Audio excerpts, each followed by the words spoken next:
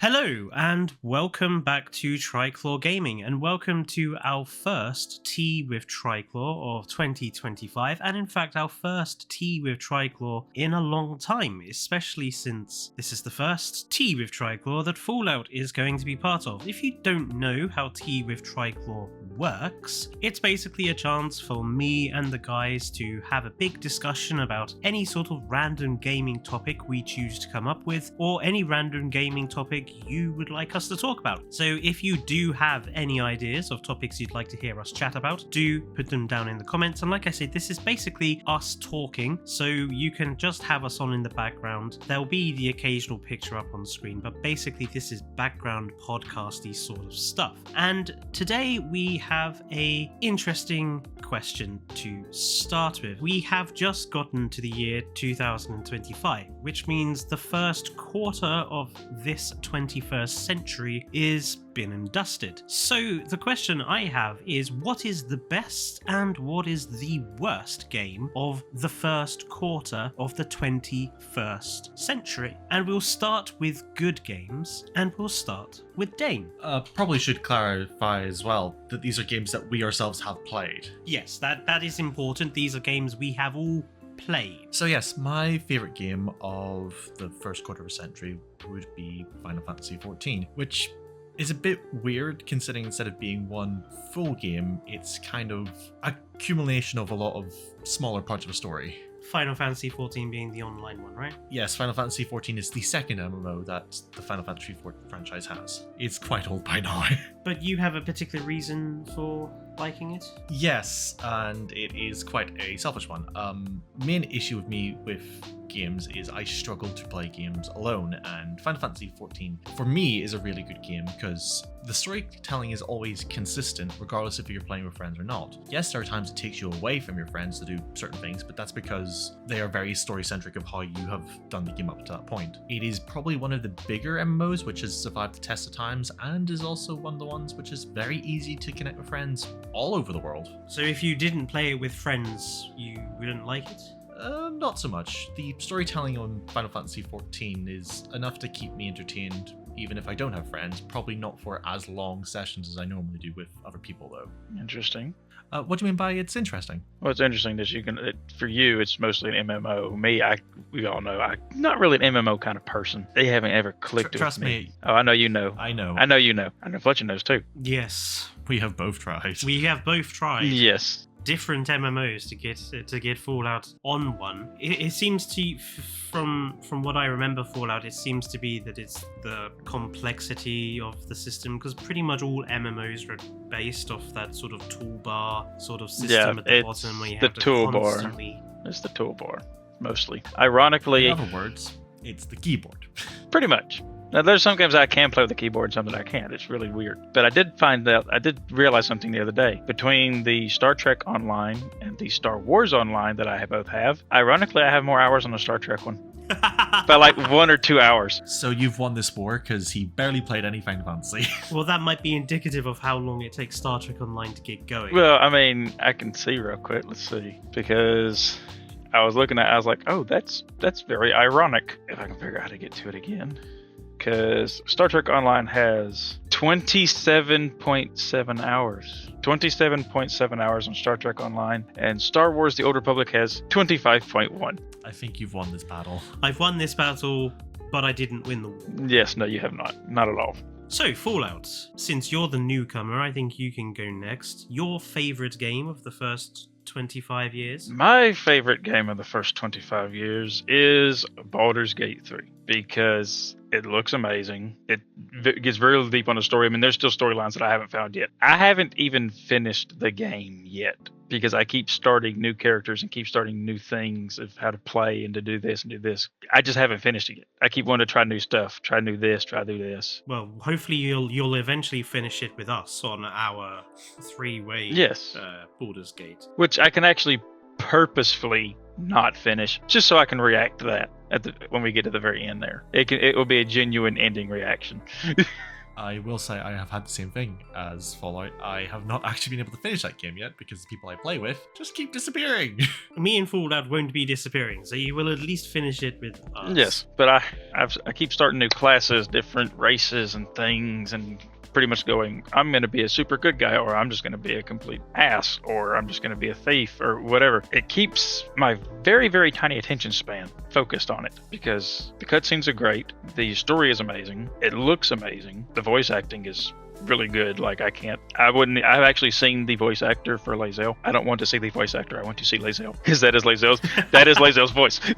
How accurate now they did nerf it from D&D a little bit, but they kind of have to, and the fact that they've now expanded on it as far as like how you can customize what kind of playthrough you go through, whether it's super difficult, super easy, a mix mash or whatever, you can actually change your proficiency bonus. I like all that kind of customization because you can just make like I have recently what I call a bullcrap playthrough, or you can make it to where it's very difficult on yourself. Yeah, I mean, Baldur's Gate 3 is a pretty strong contender for the best game of the last 25 years, I think. I mean, it certainly was well deserving of Game of the Year for 2024. I think it's 2024, yes. Yes. Was it? No, it kind of been. That would have been last year. 2023. Yes, 2023, that's right. 2023. We're thinking differently.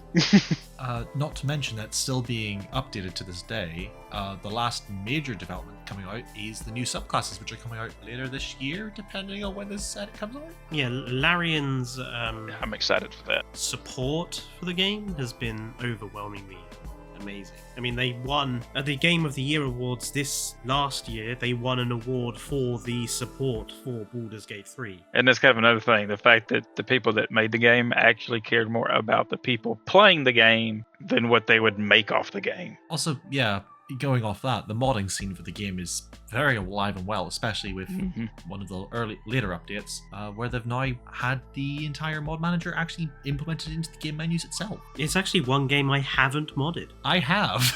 Which is a very strange circumstance, isn't it? It You've is. modded, I haven't modded. Well, I'm usually quite a Puritan. you did mod it, you just haven't played it modded with other people yet. You've modded No, I haven't modded. Yes, you did. You added a different skin texture for something at some point. No, I tried to get some new dice sets, but I couldn't figure out how to get it to work. You had something for a character race. No, I was looking at one, but I never used it. No, I remember you had it because you and me tried to play the game together, but it wouldn't work because you had a mod and I didn't. Yeah, so I never used it. But you did play it by yourself for a little bit to see how it looked. No. Are you sure you're not getting confused with me with the kobold and the lizard? I know you use the kobold. How do they make a mod for the lizard folk? Yeah, it was on the same package. I had the kobold and lizard folk, and I was suggesting you play that because then you could have Gofar. Yes. I actually haven't modded it at all yet. I'll have to try it at some point soon. So my game of the last 25 years, I was a bit torn between this one and Alien Isolation. I will still contend Alien Isolation is a very good game, but it is definitely not perfect, and it does have a few elements which I find very tiresome. But for me, the best game of the first quarter of a century has got to be Subnautica. Simply because Subnautica is a really powerful example of a kickstarted game which just is so unique. There is nothing else like Subnautica. There have been many survival games and many survival horror games and I wouldn't say many games that focus on you going underwater, a few games that focus on you going underwater. But Subnautica seems to take the best bits of all of them and put them entirely in one package. It's just got a really interesting, intriguing story. The world is beautiful in both its sort of nice moments, but also beautifully violent and harsh in its worst moments. The creature design is fantastic. I mean, I don't know anyone who has the internet and does not know what a Reaper Leviathan is. It's just a really great game, and there's something very strangely chill and relaxed about just building a base in the safe shallows and swimming around, and it's just a fantastic game. I mean, I was part of the beta test a lot, so I was playing the game for a very long time before it was sort of officially finished, where, you know, they had a lot of stuff which isn't in the game now. And yeah, I still think it's one of the most enjoyable games I have played in the last 25 years. I think it's fantastic, frankly.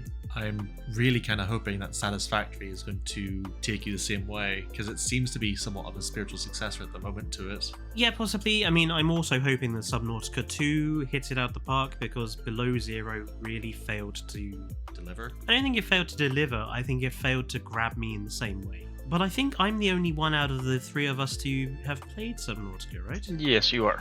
I think. I've never played it. I have not played it either. Thought about it, but I haven't. I might have to buy it for Fallout, because I think he will enjoy it. Oh, so you're saying I won't? I'll buy it for all of you, and then I'll make sure that everybody on the channel can laugh at you when you guys encounter the Reapers for the first time. This would be a great time to input that clip from Alien Isolation, where I jump scared you by existing. Luckily for you, I'm not going to go traipsing through all the previous stream to find it. You mean luckily for yourself? However, not everything in the last 25 years in terms of gaming has been good, and this is not even talking about the industrial stuff that's been going on, the collapse of studios, the layoffs, all of the accusations of criminal activity by various people at various game companies. There have also been some complete stinkers of games in the last 25 years. So let's start with Fallout for your worst game of the first quarter of a century. My worst game came out in 2009. I was 15. I was a young person then. Yeah, as much as most people will not like this to start with, it's a Jak and Daxter game. Me personally, I love Jak and Daxter. I have played and completed Jak and Daxter Precursor Legacy, Jak 2, Jak 3, and Jak X Combat Racing. But Jak and Daxter The Lost Frontier was garbage, in my opinion. It was horrible. They took away Jak's dark powers. They gave Daxter dark powers. Gave you worse weapons than anything I've ever seen in any game, period. Terrible graphics setback. Like it went from being really, really nice to just horrible on the graphics and the detail and everything. The story's not all that captivating either, to be honest with you. The first time I played it was the only time I played it. The only reason I finished it was so I could say I finished the damn thing. Yeah, because you're generally a fan of mascot platformers. You play Spyro. You're a big fan of Ratchet and Clank. Jak and Daxter, obviously. I've actually never played Ratchet and Clank. I thought you had. I have not. No, I have not. I've never been able to get a hold of Ratchet and Clank and play it. I would play it if I could. Don't get me wrong, I would. But yes, Crash Bandicoot, Spyro, Jak and Daxter, other type of mascot platformers, I really love them. But this game went completely in the opposite direction of what they had gone, because even the very first game, Jak and Daxter the Precursor Legacy, looked so much better than this game did. And Jak didn't even talk in that game. He didn't talk. You had no weapons. It was literally punch and kick, punch and kick. That's all you did. Yes. The silent protagonist. Yes. And then the second game, he starts talking, and you get weapons and dark powers and everything, and it looks so much better. And the game is really, really long. I like a long storied game. It's just me. I know some people don't, but I really like a good, strong, long story. I mean, I like Half-Life 1 and 2 for that reason. I think their stories are nice and long and in-depth. I mean, I'm surprised that neither of them really occurred to me as game of the first quarter of a century. I mean, they're good, but I think there's a lot about them that is also quite bad. I was going to say, you both say about long stories. I'm just sitting here with my thing being Final Fantasy XIV, and there's about, I think, nearly 300 hours of story content in that game now. Well, a story does have to end at a decent point as well, I think. It's episodic, it's chapter-based. Like I said, the story and plot on this game was horrible. Basically, it sounds like they took everything that was good about the series and decided not to do any of it. Well, here's the problem. It wasn't actually made by Naughty Dog. Yeah. I feel like there should be a da-da-da-da. Yeah, because... Naughty Dog Studio. Yes, because Naughty Dog did the first, second, third, and the combat racing game as well. So they made the first 4 ones. This one was done by High Impact Games, and it literally, like, the graphics went from 1080p equivalent. It's not in 1080p, but equivalent. It went from that to 420. It went bad. Having seen some of the screenshots, Yeah. oof. It really did fall off quite. It got kicked off the horse. Yeah, it really Kicked did. off the horse. It fell off the horse and got kicked in the face by the horse. I never mentioned it was part of a caravan. There was a lot of horses after the And there fact are as many other horses. Yeah. It was in the middle of a main road after it fell off. It was horrible. This kind of stuff is indicative of whenever a producer gets changed, though, especially for a long-standing series. Well, studio. Studio, yeah. Producer, studio. I think the same thing happened with Halo when it went from Bungie to 343. 343 kind of redeemed themselves eventually. Eventually, maybe slightly, depending on who you ask. Dane, what's your stinker of the first 25 years? It's a game that was very, very, very popular when it first came out, and then fell into obscurity quite quickly. SimCity 5, or I suppose as more people would know, it's SimCity 2013, isn't it? Yes, it's SimCity 2013, but I would question whether it was popular at the start, given what happened. Had a lot of online presence, so it did. Like a lot of online presence. But yes, so fill us in on the greatness that was SimCity 2013. EA's attempt to... I can't fill you in on the greatness. There is no... There is no greatness. I suppose I should elaborate here. So, again, this goes back to the thing of enjoyable to play with other people and stuff like that. This is also probably why I struggle to do building games ever since.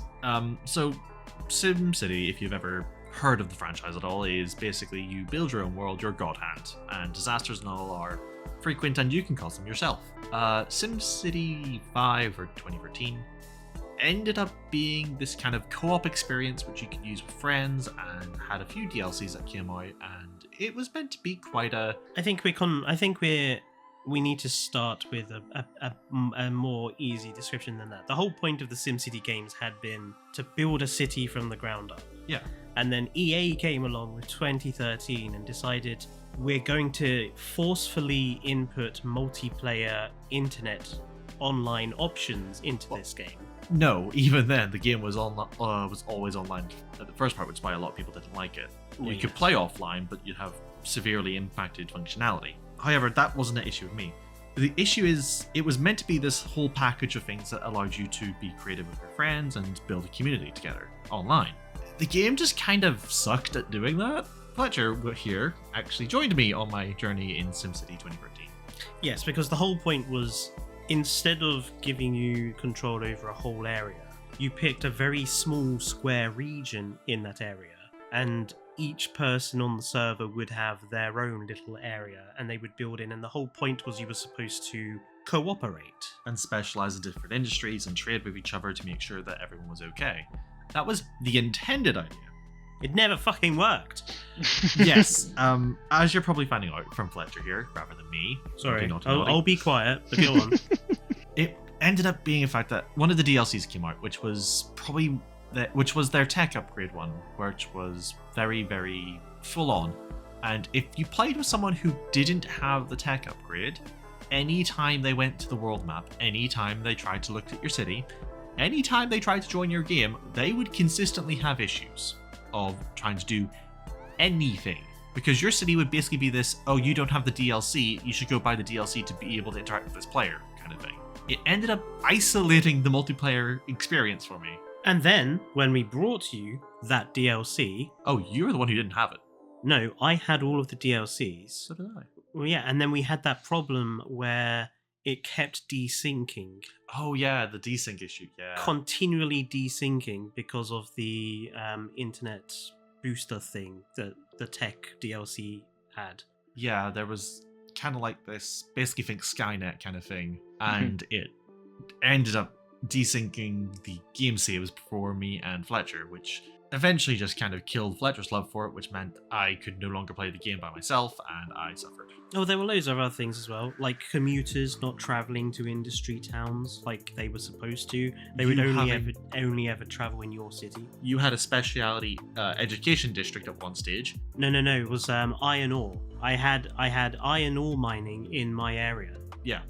And your city stubbornly refused to send workers to it. Yeah, we checked on the analytics of it, and apparently I had thousands of workers coming from Fletcher, and he only had like 200 coming from mine. Yeah, they were all going to your city and no one was coming to mine. And they were complaining that I did not have enough jobs. Yeah, so basically the whole idea of cooperatively working together in a region failed always, because basically you always just had to build every city the same way. And the background code of the game didn't exactly allow for it to work too well. No, the traffic AI was awful. Crossroads, roundabouts, crossroads, roundabouts. Crossroads and roundabout. And also, everything was always synced up to this one point to join the motorway of the rest of the world.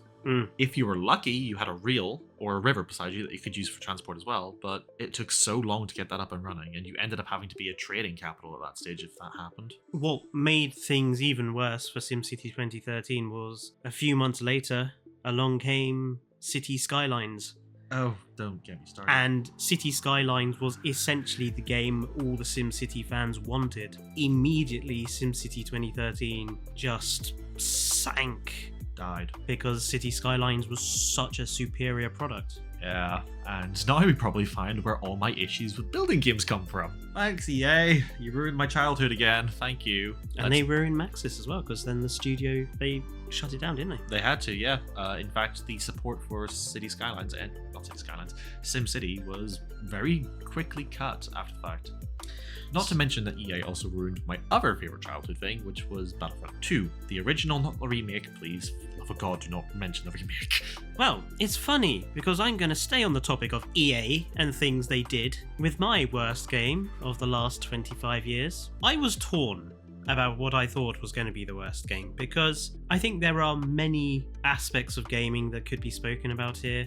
The rise of MMOs, so we have very appallingly bad ones. The rise of the Call of Duty franchise also came across my mind, because I think that's a really terrible franchise for right-wing, anti-communist gun nuts in America to live out their fantasies. Then I thought about a range of singular titles, but there was one game that really suddenly occurred to me, and that was Command & Conquer 4. Again, made by EA. Now, if you haven't heard of the Command & Conquer franchise, they're basically one of the grandfathers of the real-time strategy genre. You had, back in the day of the early 90s, Command & Conquer, Civilization, and one or two others. Command & Conquer rapidly grew to success under Westwood Studios with Red Alert and then Red Alert 2. Then they were brought by EA. Now, for a time, things looked good.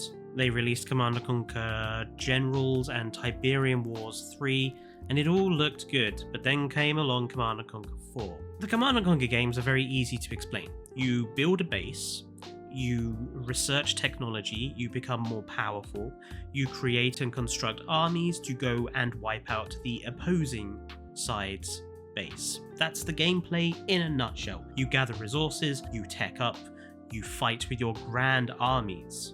Total Annihilation. Similar to what Total Annihilation did. Unfortunately, with the previous game, Command & Conquer Tiberium Wars, EA had started to go down a course of maybe we could make this title into an e-sport. So they started to put in more elements into the gameplay to appeal to the esports market. In other words, making the gameplay quicker, prioritizing sort of buff, nerf gameplay and other sort of elements like that. Oh yeah, they did try and make it into StarCraft, didn't they? And then we get to Command & Conquer 4. A game where you don't build a base. Instead, you have a mobile vehicle which produces units for you. You are then capped on the number of units you can produce. You're not allowed big grand armies anymore. You're only allowed small, minuscule armies. Then they got rid of resource gathering. You're just given resources. Oh, it gets worse. The look you're given, it gets worse. For everyone just wondering, I've just given this Fletcher this look of mass confusion because this does not sound like a Command & Conquer game anymore. It gets worse. Oh god. You have to play always online, with servers about as stable as a Middle Eastern democracy. Oh, here's the best bit. You don't gain new vehicles by researching them through gameplay. No, you must gain new vehicles by unlocking them through playing the multiplayer. So basically, me saying about the new Battlefield 2 kind of was just a prelude to this, wasn't it? Oh yes. I already hate what I've said. And then on top of all of that, they took one of the most charismatic characters in the Command & Conquer lore, Kane, the head of Nod, the bald-headed, strangely charming, charismatic evil villain, and completely bollocksed up his storyline by giving him one of the worst possible endings I've ever heard. They basically resorted to, he's an alien! One of the most cliches of storyline telling. He's an alien. He's been an alien all along and you just haven't realised. So you're saying they've taken the head of Nod and made him sound like a knob? They've basically ruined one of the most popular characters in the franchise. They ruined the RTS elements in order to try to turn it into an esports. Do you know, it was secretly built only as a China-only game for their esports market. But when they were going through financial difficulties, they decided to make it a worldwide release game. Command & Conquer 4, the final game of the Tiberium storyline, wasn't even a properly designed game. It was built just as a cheap, quick esports title for China, which they then decided to sell worldwide. And do you know what happened with all the Command & Conquer fans around the world? They screamed. We went, fuck off!